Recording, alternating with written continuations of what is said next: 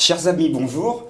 Nous sommes très heureux de vous retrouver pour une nouvelle étude. Cette semaine, enfants de la promesse. J'ai le plaisir d'accueillir aujourd'hui le président de la fédération, Jean-Jacques. Bonjour Jean-Jacques.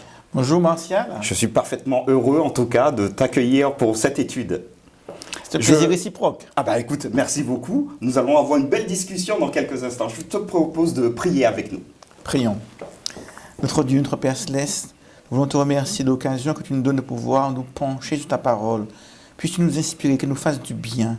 Au nom de Jésus et pour ta gloire. Amen. Amen.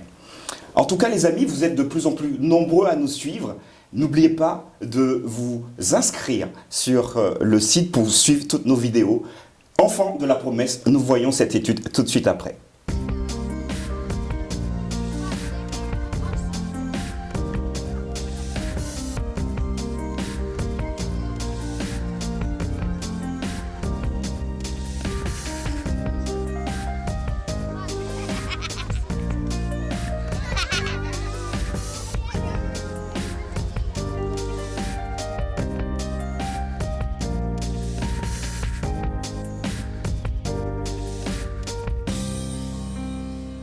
Voilà les amis, nous nous retrouvons donc pour cette étude Enfants de la promesse. Et pour débuter notre échange, je vous propose de lire ce très beau texte, Matthieu 28, verset 20. Matthieu 28, verset 20, c'est le verset qui va nous accompagner. Quant à moi, je suis avec vous tous les jours jusqu'à la fin du monde. Voilà une promesse que Jésus nous fait. Belle Jean-Jacques, promesse. ça t'évoque quoi? Que Mais Jésus soit avec nous. Mais c'est vrai que ça me rappelle déjà la personne de Dieu qui dit « Je suis celui qui est, celui qui est toujours présent, l'omniprésent à nos côtés. » Et sa présence à mes côtés me fait du bien. Et ce que j'aime beaucoup dans ce passage, c'est qu'il dit jusqu'à la fin du monde. Absolument. Donc le fait qu'il dise jusqu'à la fin du monde me permet de m'approprier ce verset, parce que non seulement il parlait aux disciples qui étaient vivants à son époque, aux chrétiens qui ont traversé l'histoire, mais même aux derniers chrétiens qui vivraient jusqu'à ce qu'ils reviennent. Donc ça m'inclut moi aussi. Impeccable. Alors nous allons nous replonger, mais au début de l'histoire cette fois-ci. Partons dans la Genèse. Genèse chapitre 15, verset 1. Et nous allons lire ce très beau texte pour commencer notre échange. Genèse 15, verset 1, je lis. Après ces événements, la parole de l'Éternel fut adressée à Abram dans une vision. Et il dit, Abram, ne crains point, je suis ton bouclier et ta récompense sera très grande. Alors, un bouclier est un instrument militaire. On va dire également que c'est une arme défensive. En quoi Dieu serait-il le bouclier d'Abraham? À quoi ça servirait à Abraham d'avoir un bouclier qui est Dieu? Lorsqu'on lit l'histoire de la Genèse, on se rend compte qu'Abraham est un homme fort riche. Il avait de nombreux troupeaux, il avait des serviteurs, un grand nombre. Et à l'époque, lorsqu'on était très riche, on suscitait la convoitise, comme aujourd'hui encore. Ah oui. Mais à l'époque, lorsqu'on convoitait quelque chose, on ne se gênait pas pour faire la guerre et se l'approprier et prendre ce qu'on voulait de force. Donc Abraham n'était pas à l'abri d'une attaque. D'ailleurs, on voit dans les chapitres précédents qu'Abraham a dû guerroyer. Donc on voit bien qu'Abraham avait besoin de protection physique. Il était constamment en danger. Mais je pense qu'au-delà de la protection physique, il y avait aussi des préoccupations normales et habituelles. Abraham n'avait pas encore de descendants. Abraham s'inquiétait pour sa descendance, pour sa famille. Qu'adviendra-t-il de son nom, de son futur? Et puis peut-être une préoccupation spirituelle. Parce que lorsque Dieu se propose d'être notre bouclier, il se propose de nous protéger dans toutes les dimensions de l'existence. Donc on peut imaginer qu'Abraham avait un besoin de Dieu pour une protection physique, psychologique, familiale, spirituelle et autres. Alors ça c'est intéressant, puisqu'Abraham, précisément, Abraham, il n'était pas encore Abraham. Voilà, puisqu'Abraham a cette protection-là, mais pouvons-nous considérer aujourd'hui, en 2021, que cette promesse est aussi pour nous? Et d'ailleurs, puisque nous sommes dans un contexte particulier avec la Covid-19, est-ce que je pourrais m'appuyer sur cette promesse pour me dire, ah ben tiens, peut-être que cette promesse m'est attribuée également à moi qui vis en 2021. Est-ce qu'on peut faire un lien entre cette promesse à Abraham et la promesse faite à nous aujourd'hui? Bien, le lien est multiple. Ouais. Et plusieurs versets nous invitent à faire un lien. La promesse faite à Abraham, oui, toutes les nations de la terre, montrant que déjà là, sans anticiper les questions à venir, que Dieu, en parlant à Abraham, voit l'humanité tout entière. On peut aussi voir le verset qui a été lu au tout début de Matthieu où il dit « Je suis avec vous tous les jours ». Jusqu'à Donc la on peut fin du imaginer monde. que Dieu étant le même hier, aujourd'hui et demain, se propose d'être présent aux côtés de ses enfants. Oui. Maintenant, la question qui m'interpelle est comment interpréter cette promesse divine? Ça veut dire Intéressant. quoi qu'il est à nos côtés? Ça veut dire qu'on ne tombera pas malade? Covid-19. Ça veut dire qu'on n'aura pas d'accident? Ouais. Ça veut dire si les chrétiens ne tombaient pas malades, je parle des chrétiens authentiques, véritables, en communion avec Dieu, s'ils ne tombaient pas malades, s'ils n'avaient jamais de problème financier, économique, relationnel, si ces chrétiens-là ne mourraient pas, mais ça se saurait. Ouais. Après Et 2000 ans de Et christianisme. tout le monde serait chrétien en plus. Peut-être bien. Donc on voit bien que la présence de Dieu, elle a garanti qu'il est à nos côtés. Mais ça ne veut pas dire qu'on n'aura pas à faire face aux difficultés de l'existence. Cela veut dire que même dans les difficultés, il sera avec Absolument. nous. Donc sa présence ne retire pas la difficulté, mais nous renforce pour faire face aux difficultés. Merci beaucoup. Moi, je te propose d'avoir une perspective différente maintenant. Nous allons mettre en parallèle deux textes. Le premier, Genèse 28, verset 14, et le deuxième, Galates, chapitre 3, verset 24. Je lis le premier, Genèse 28, verset 14. « Ta postérité sera comme la poussière de la terre. Tu t'étendras à l'Occident et à l'Orient, au septentrion et au Midi.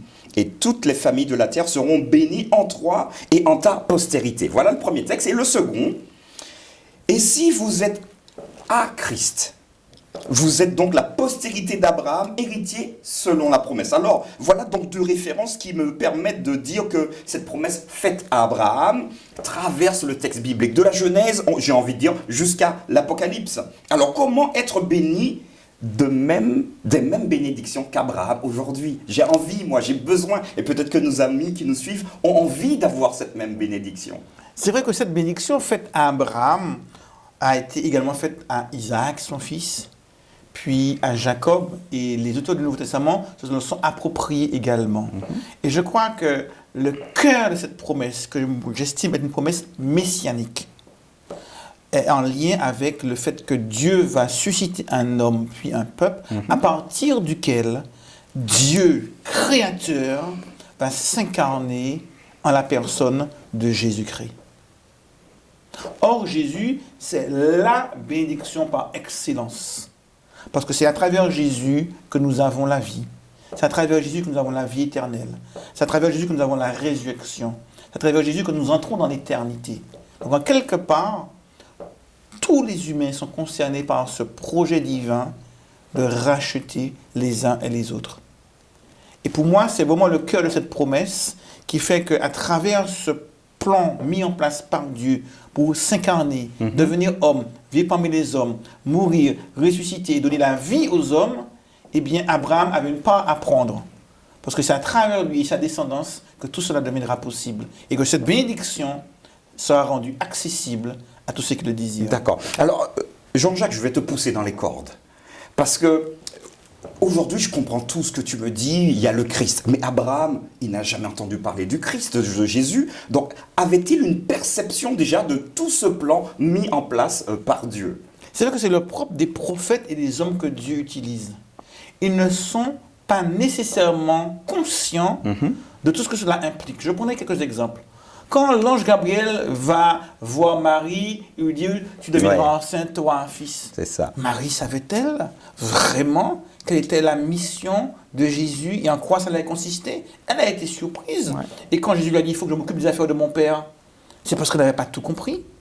Et quand Jésus est mort, elle a été surprise. Même les disciples eux-mêmes ne s'attendaient pas à ce que Jésus meure. Voilà. Or, Jésus, pendant 3 ans et demi, a enseigné, ils l'ont suivi, ils ont vécu tout ce qu'il a dit.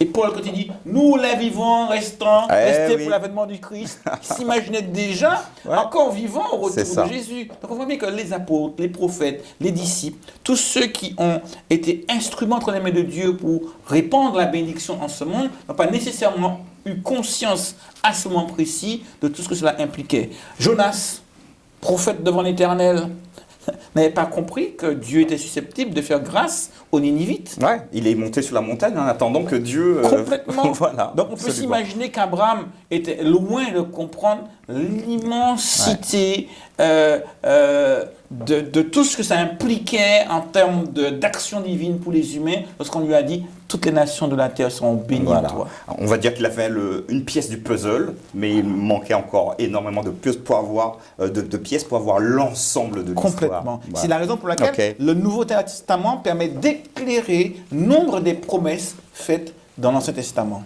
Très bien, merci beaucoup en tout cas. Alors j'ai une pensée particulière en tout cas pour tous ceux qui nous regardent et qui aujourd'hui souffrent dans leur chair, souffrent de maladies, souffrent psychologiquement également, suite à une agression, parfois une déconstruction familiale.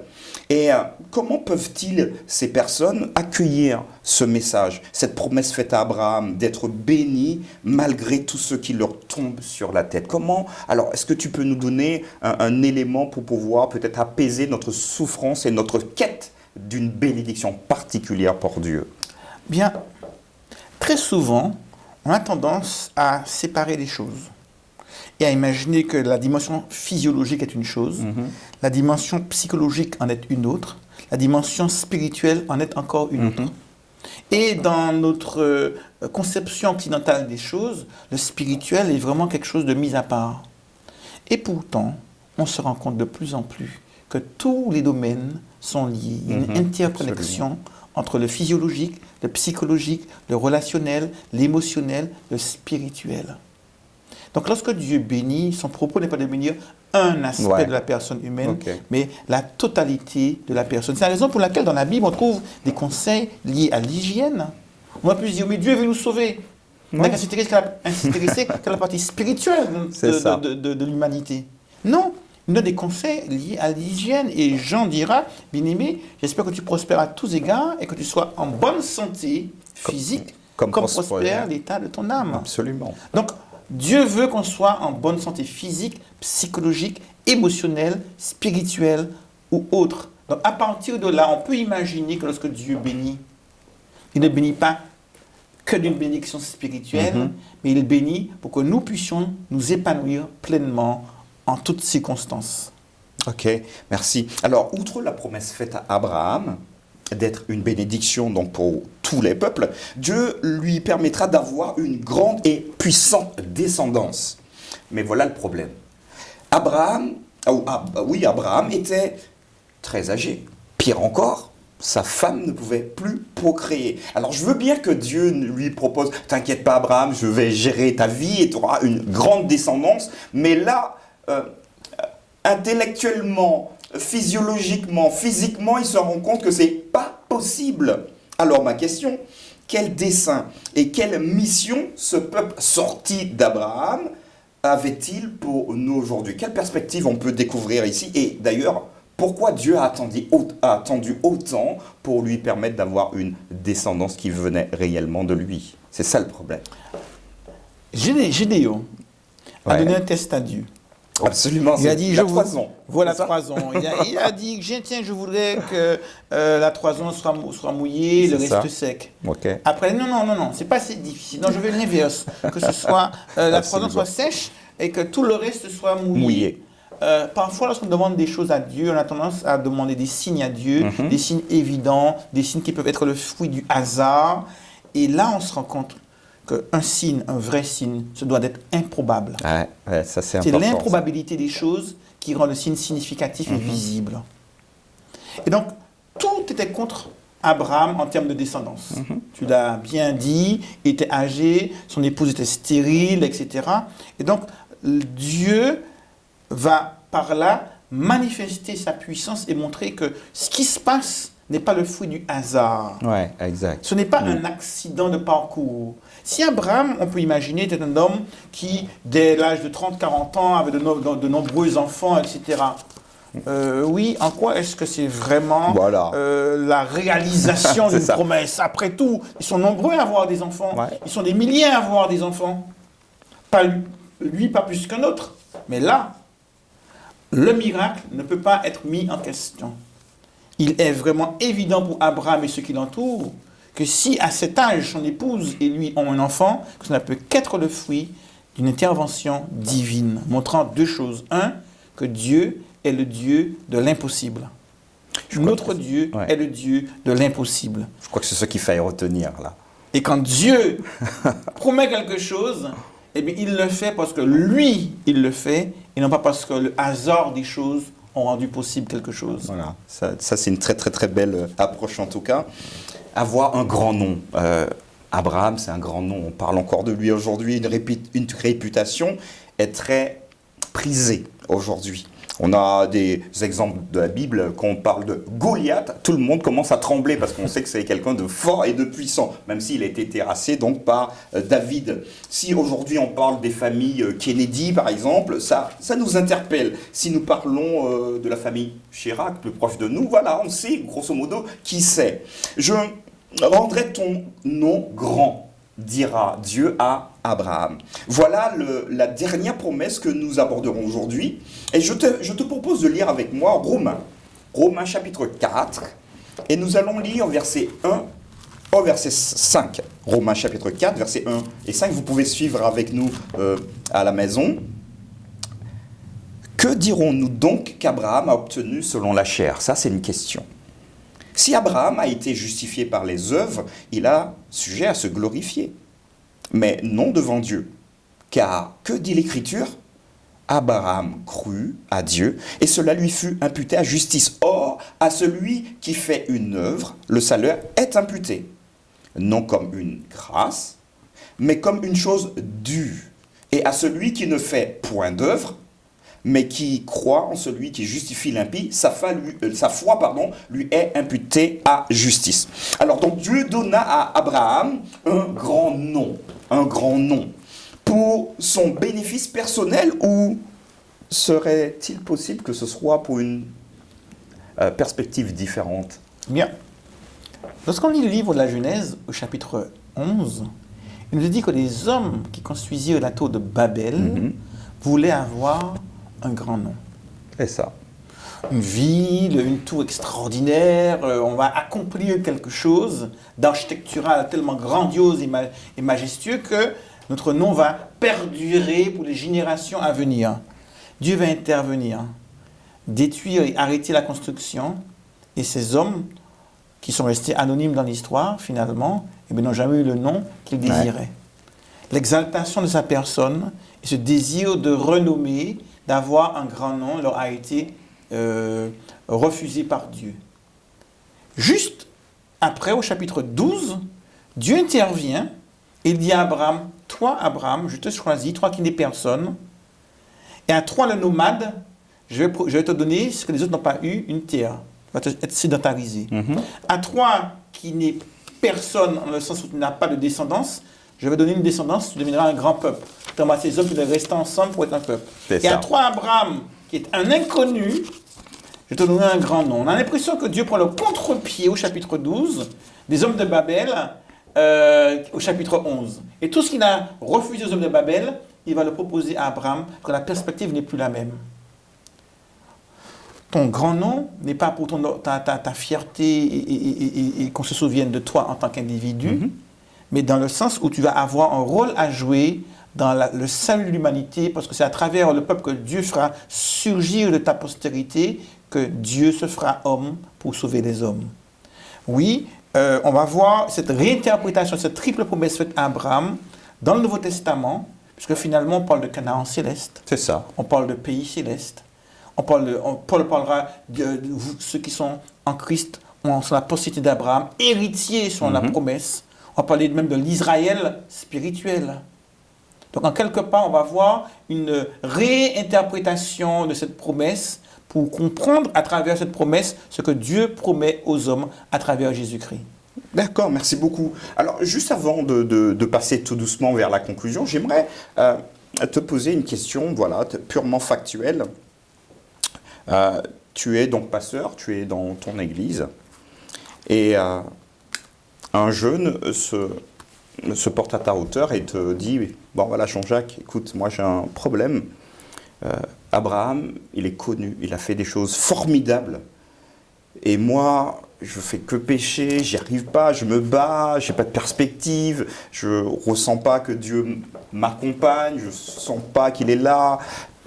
Covid-19 oblige encore, j'ai du mal avec mes études, j'ai pas de projection pour le futur. En tant que pasteur, que pourrais-tu lui dire pour qu'il puisse regagner, pour qu'il puisse être reboosté dans sa vie spirituelle, mais dans sa vie sociale également? Déjà, je dirais bienvenue dans l'humanité. D'accord. Parce que ce qu'il vit, ce jeune, est bien conforme à ce que tous les humains vivent. Avec ou sans Dieu, nous sommes confrontés aux difficultés de l'existence. Et Dieu a un projet pour chacun.